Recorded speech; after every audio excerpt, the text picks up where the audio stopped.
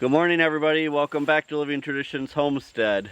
Well, today is a day that we look forward to here on the homestead, but it's also a tough day on the homestead, and that's because today we're going to process the first of the pigs that we've raised this summer for meat for our family.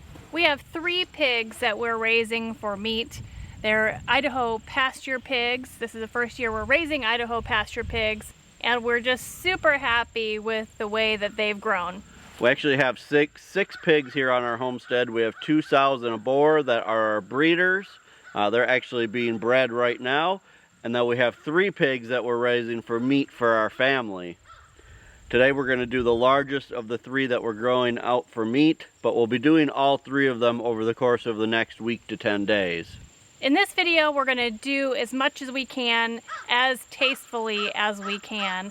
We don't want you all to worry about us bringing you things that are going to make you squeamish or uncomfortable. We're going to try really hard to keep those sensitive parts of this process out of the video, but keep enough so that you all can see the process and learn from it.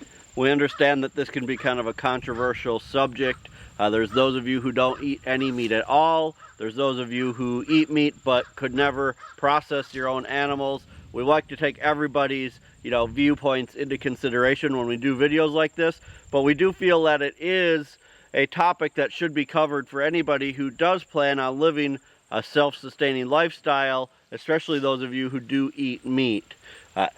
All of you who eat meat need to know that the meat that you're eating, whether you get it from the store or on your own farm, was once alive.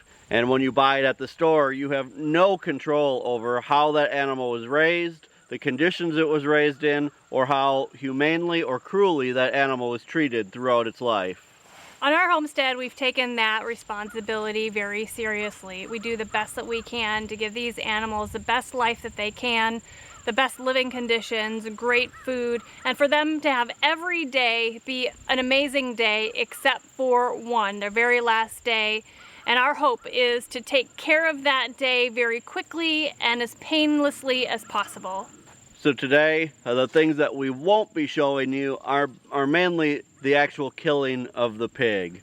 Now, I will tell you that the way that we do it is we do shoot the pig. It's usually one single shot. It happens very quickly. The pig doesn't even know what has happened. We give it some food that it's eating, and we shoot it while it's eating, so it has no idea what's happening, and it's a very quick and painless process. After the pig is shot and has completely fallen to the ground and is essentially dead, we do slit on both sides the jugular veins so that all of the blood comes out of the pig. And then from that point on is where we actually start processing the pig, and that's where we'll pick up with you guys and show you most of the process that goes into the first day of pig processing. So the pigs are hungry. We haven't fed any of the pigs, so we're going to grab our feed buckets, go feed the breeders, and get ready to process our very first pig of this season.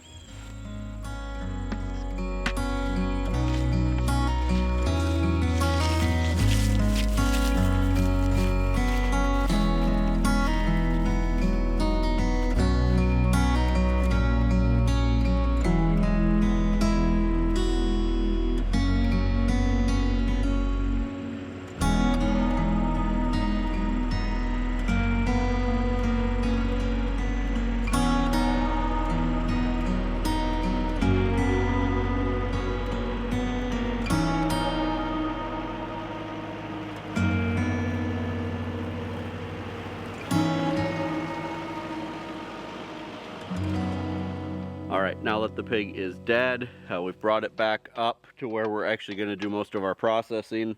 What we're going to do now is switch the pig over to a gambrel and our scale so we can see how much it actually weighed. I don't like to use this to transport them. I like to just use a heavy rope for that. So we'll switch it over now and we'll find out how much it actually weighed.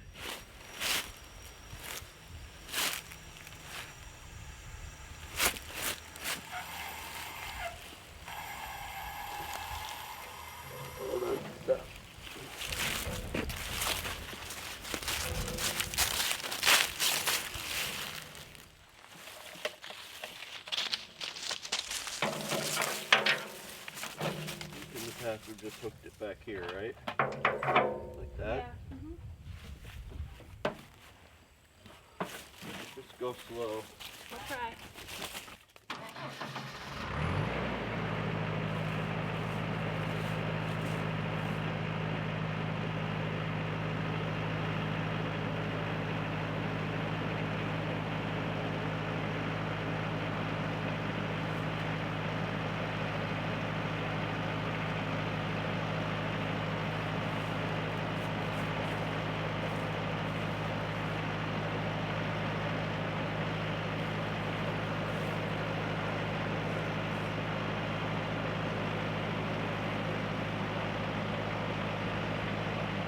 So we ended up bringing out the medium pig. It just ended up that that was going to be the easiest to take first. And he weighs out at 250 pounds, just right about even. We had a little bit of trouble putting him on the gambrel because these guys are big pigs, but they've got short little legs. So we worked it out, but that's one thing that we weren't anticipating with the IPPs. They're a nice big pig, but they're kind of shorter to the ground. Next thing we need to do is to wash them all off with the hose, get them good and clean. Then we can start gutting him, and we got to skin this guy too. So we're going to get started.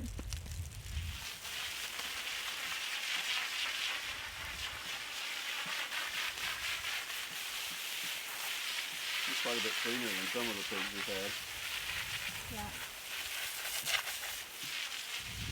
Now that the pig is all washed off and cleaned, the next step in the process is going to be gutting and taking the skin off. During this part of the process, we'll lose probably about 30% of its weight. So we'll go from about 250 pounds down to about 180 pounds. So that just gives you some idea of, you know, the loss. Those are all parts that you're not going to eat, you're not going to use. So when you hear about a 300-pound pig or a 250-pound pig, like in this case, you start to understand that by the time we're all done, by the time we lose bone and all of that kind of stuff, we'll be down to probably about 140, 150 pounds of actual usable meat. So we'll lose quite a bit during all of this process, but it's still going to be a good amount of meat for our family. And we have 3 pigs to do this year. This is just number 1. So we're going to get busy. We need to get all of the internal organs taken out and the body cavity opened up so that this meat can start to cool down. Now I've already cut around the anus and tied a piece of string around it. That way, as we're pulling everything out, nothing can come out that way. So now we just need to be careful not to nick anything as we're cutting into the body.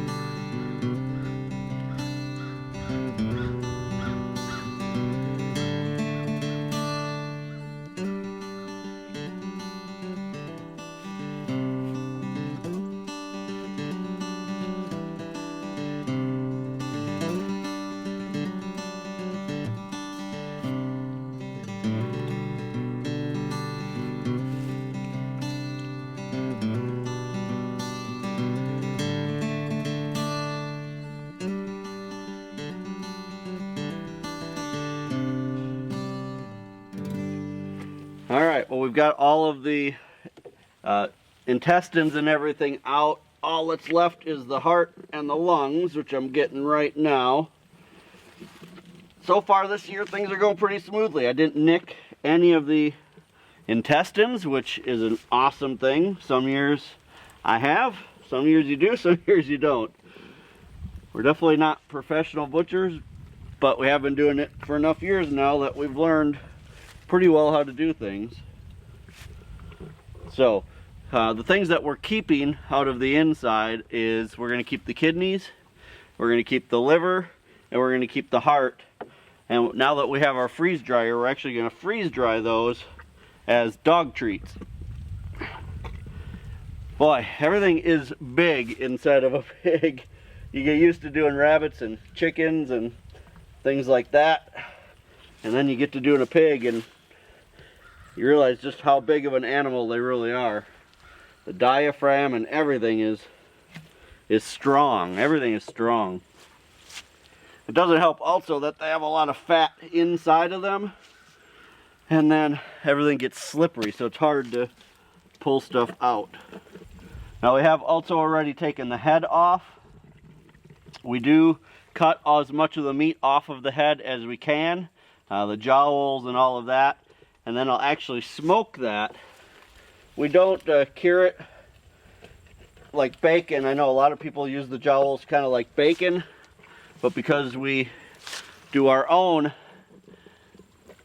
we don't like to eat nitrates and nitrites. The only really safe way to make bacon at home is to use curing salt, which has a lot of nitrites and nitrates in it. And so we don't do that, so I just smoke it and we eat it that way. And we'll use like the jowls and things in soups, like split pea soup, potato soup. When we, after it's smoked, it adds such good flavor. All right, so these are the parts that we're gonna keep out of the inside for dog food. We've got the liver, which a pig has a nice sized liver. Now some of you like liver to eat for yourself. That's great, you can keep that for yourself, but I don't really like liver. None of us like liver, but the dogs love it. Now we've got the 2 kidneys. They also have decent sized kidneys. And then the heart. So all of that will make great dog food. We'll put that in the fridge for now, but we'll get that in the freeze dryer probably on the next batch of stuff that we freeze dry. All right, the next step is going to be starting to skin it. It's actually kind of a boring process, so we're not going to show you guys all of it. It'll probably take us a good hour or more to get this thing skun. We'll show you here and there what we're doing, and then we'll show you when we're done. And then as soon as the skin is off, we'll move on to the next step. So now that we have all the organs out and the head off, I wanted to show you guys that we've lost about 45 pounds already from the pig, and we still have the skin to go. I'm guessing the skin will weigh at least another 25 pounds, but that's just normal, so that's to be expected. I just like to tell you guys stuff like that so that you know what to expect if you ever do them yourselves. The next step is for us to skin the pig. We're going to work together on that. The nice thing in this situation for us is that we're opposite-handed. I'm right-handed, Kevin's left-handed, so we can easily choose one side of the pig and work on it together. This really is a doable process for Kevin and I, just the 2 of us, to process these pigs. And we do enjoy working together, as you all know, and it'll be a good project done for our family. Now, like I said, it'll probably take us at least an hour or more to get this thing skun, so we're going to show you guys a little bit, but then we just need to get to work and we'll show you when all the skin is off.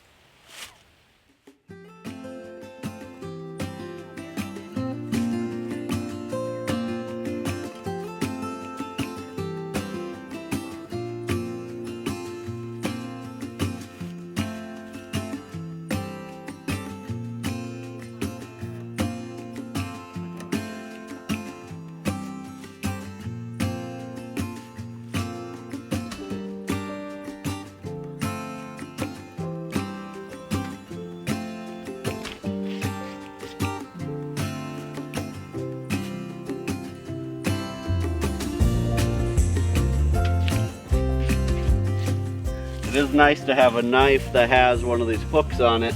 It really helps you be able to get through the skin on certain parts. And it really helps to have a good sharp knife. One thing you want to make sure when you're doing any bigger animal like this is to have good sharp knives to start with.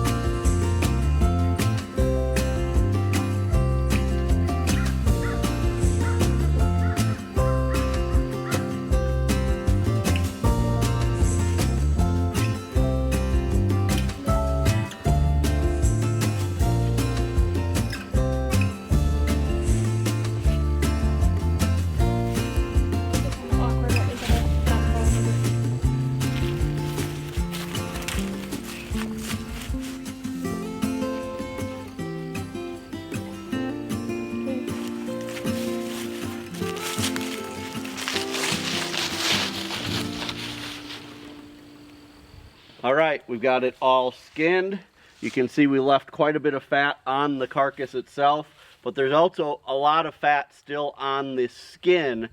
What we did is we took the skin, we folded it up, and we put it in bags, and we put it in the refrigerator. Once that fat hardens up, we'll be able to take the skin back out, and then we'll be able to kind of fillet the fat off of the inside of the skin, and then that's what we'll use to render down for lard. We'll also cut more of this fat off eventually, because we don't like to leave a lot of it on our meat. We'd rather use it to render down for lard. So you can see now that we've done all of this, we're down to 160 pounds, which is actually a little less than I would have thought. But again, we left quite a bit of that fat.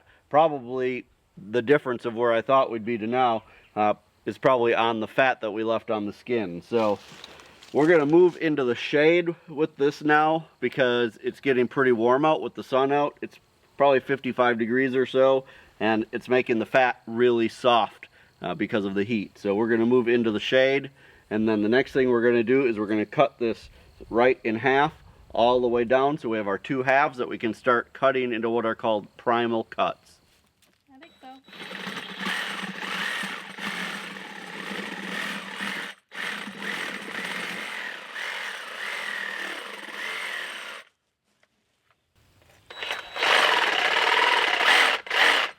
Now, when we first started doing pigs, I used a hand saw.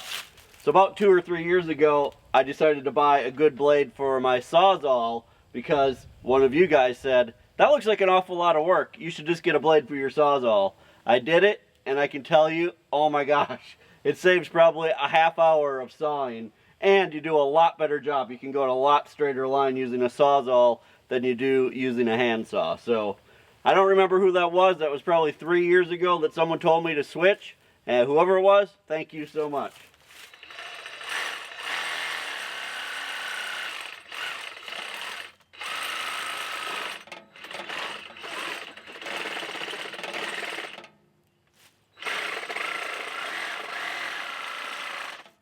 That looks pretty straight. Mm-hmm. So far.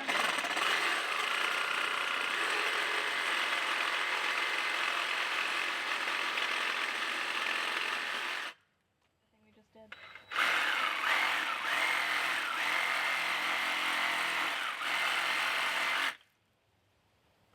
There we go. All right, now that we've got it cut in half, we'll take one half at a time over to our table. We'll start cutting this into the what are called primal cuts, the major sections of meat. And then those will go into the refrigerator to cool down and rest. And we will be done with day number 1 of processing this pig.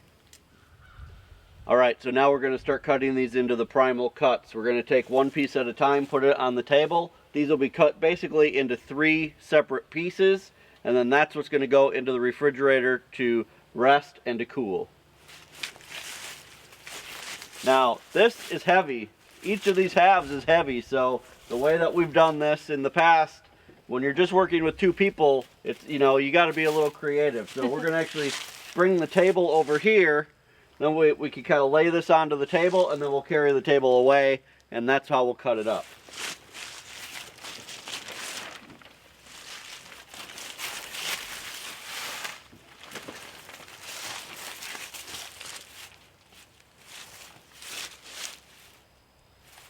Can you scoot it over this way?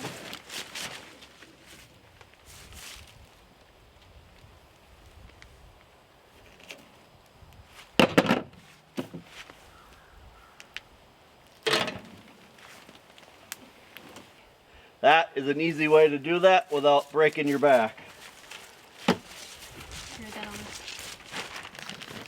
One of the first things that we're going to do before cutting these into the primal sections is remove the leaf lard from inside the body cavity. Now, the kidneys inside the body cavity are generally covered in some really amazing fat called leaf lard. And leaf lard is the lard that is saved and rendered that is amazing for pastries and pie crusts. It's the fat on the pig that doesn't taste like pork at all. The back fat you render for savory dishes, but the leaf lard you can render down, melt the fat, and use it in pie crusts and pastries, like I said. We have never had pigs that have been fat enough that they had leaf lard. So this is our very first time we are ever getting any leaf lard from our pigs. So this is really exciting for me. And a definite plus for the Idaho Pasture Pigs. Absolutely, absolutely. So I'm very pleased with this. There are many different ways that you can, cut a pig up depending on what cuts you want from your pigs. There are two choices at this point that we need to make. Whether we want to take the tenderloin out and have that separate, or include it in all of our other cuts and make like centerloin chops. We have actually decided that after we get the leaf lard taken out, we're going to remove the tenderloin on both sides of this pig and keep that separately so we can have some really amazing dishes with the pork tenderloin. One benefit to doing multiple pigs every year is you can do different things on different pigs. So on this one we'll remove the tenderloins, on the others we may not. So now that we've got most of that leaf lard out, we'll remove that tenderloin, and the tenderloin is right in this section here, kind of up underneath the spine. You can feel that it's kind of its own piece of meat here. In fact, you can pretty much pull it off even without a knife because it's so kind of detached from everything else. The tenderloin on any animal is one of the most prime cuts. It's always very tender because that muscle itself doesn't get exercised a lot like the leg muscles. So it's always very tender.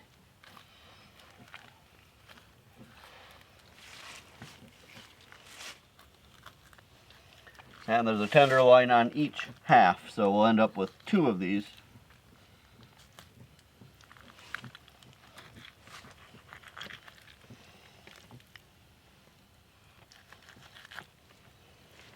And that is a nice piece of meat. Okay. After these cuts of meat are a lot colder, then we can go back and trim them up, get some of the extra tissue off of it if there is too much fat. The fat will be hard at that point and we can remove it a lot easier. So right now we're just trying to do the best we can under these conditions, and then once the meat's cooler we can go back and do the other things. Alright, now that we've got the tenderloin out, we're going to remove the back leg and the back section of the pig.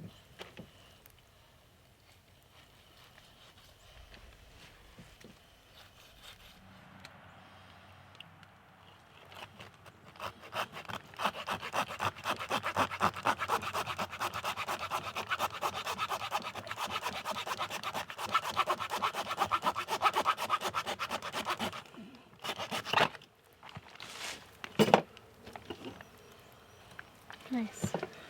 Alright, and there is the back leg. That is some nice pork.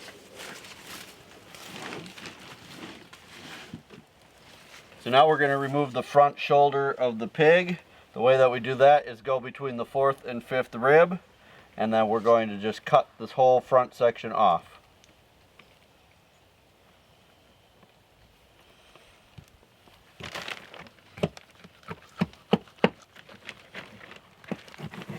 There. That's beautiful. And there is the front shoulder. That's beautiful.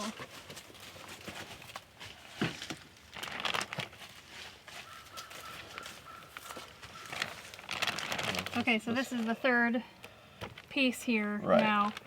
Once we can get all this meat nice and cool, then we can clean this all up. Sure doesn't look like what a butcher does yet, but once we have a chance to be able to clean all of this up, once the meat is a little more firm, it'll really work a lot better for us. Then basically at that point what we'll do is we'll cut kind of like this, and then this is your belly, and where you could make your bacon out of, or your pork belly. I did a video not long ago showing you guys how to smoke a whole pork belly, which is awesome.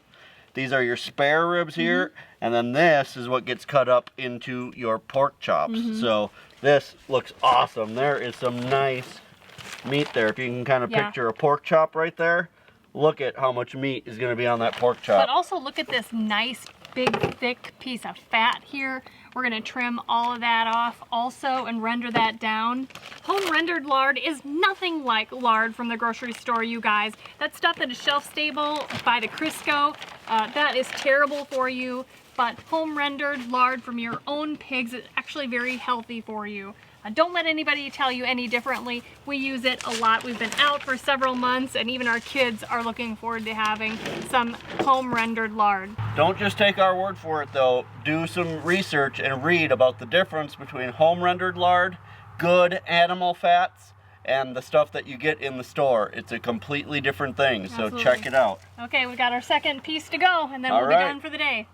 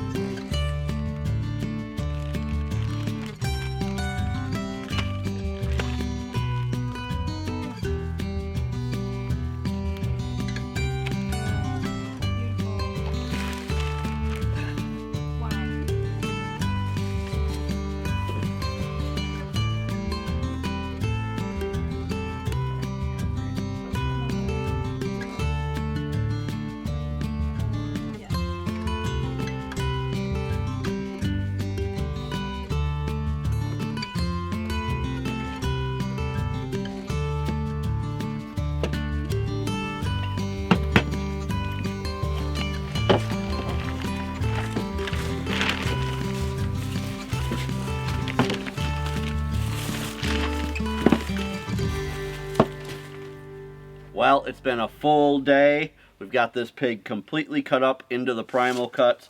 Look at how amazing this is. This is one full pig. We've got the two awesome front shoulders, the two back legs. We've got the two bellies, the ribs, the chops, two awesome bags of lard. Leaf lard, which is like the special lard. And then our two awesome tenderloins. Something tells me these may never make it into the freezer. These may be dinner one night this week. So you guys, this is so fantastic. The first out of 3 pigs that we have to harvest for our family this year. And the first time doing these Idaho Pasture Pigs, I could not be more pleased with the way that these have turned out. They're fantastic. The amount of meat versus the amount of fat, I think, is probably the best we've ever raised. So we need to get these packaged up so we can put them in the refrigerator. They need to cool. All of this will cut up easier if the meat is cold. On big animals like this, it's no problem to leave these in the refrigerator for even up to a week if you want to. We usually leave them in at least 2 or 3 days before we start cutting things up, just to give time for everything to cool down really well.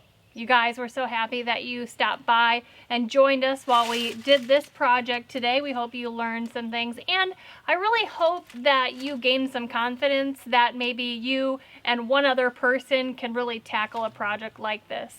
It can be very intimidating, but I hope that you realize that it is doable. And remember this, if you mess anything up too bad, you just put it in the grinder and you have more ground meat. Absolutely. You guys, if you're enjoying our videos, make sure to hit the subscribe button below so that you're notified of our new videos. And the best way that you can help us here on the homestead is to share our videos on all your social media. Until next time, thank you so much for stopping by our homestead. Take care and God bless. God bless.